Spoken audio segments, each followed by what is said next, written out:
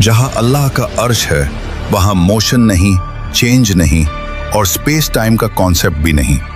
Physicist कहते हैं कि हमारे ब्रह्मांड में 4 डायमेंशंस हैं, लेंथ, विड्थ, हाइट और टाइम। लेकिन अल्लाह का सिस्टम इन चारों से बाहर है। कहते हैं टाइम सबको चलता है, लेकिन सच ये है कि टाइम भी अल्लाह के इशारे पर चलता है। हम इंसान टाइम को सेकंड्स, मिनट्स, ईयर्स में नापते हैं। साइंस कहती है समय तभी महसूस होता है जब चेंज हो, जब मोशन हो, जब स्पेस एग्जिस्ट करे। He is not inside the universe, he surrounds the universe. He is timeless, he is dimensionless, he is infinite.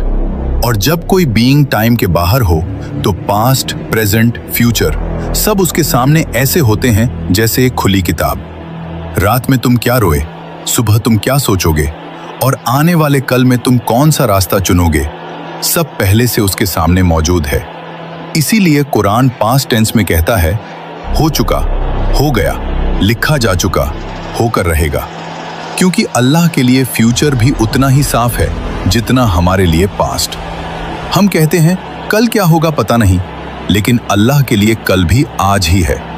Einstein ने कहा था पास्ट, प्रेजेंट, फ्यूचर एक इल्यूजन है, क्योंकि टाइम एक डायमेंशन है। अगर कोई उस डायमेंशन के बाहर एग्जिस्ट करे तो वो पूरा टाइमलाइन एक साथ देख सकता है, बिल्कुल जीपीएस सैटेलाइट की तरह, जो जमीन पर खड़े इंसान से ज्यादा तेज क्लॉक चलाती है। क्यों? क्योंकि वो अलग ग्रेविटेशनल फील्ड में है, वो टाइम को अलग तरीके से देखती है।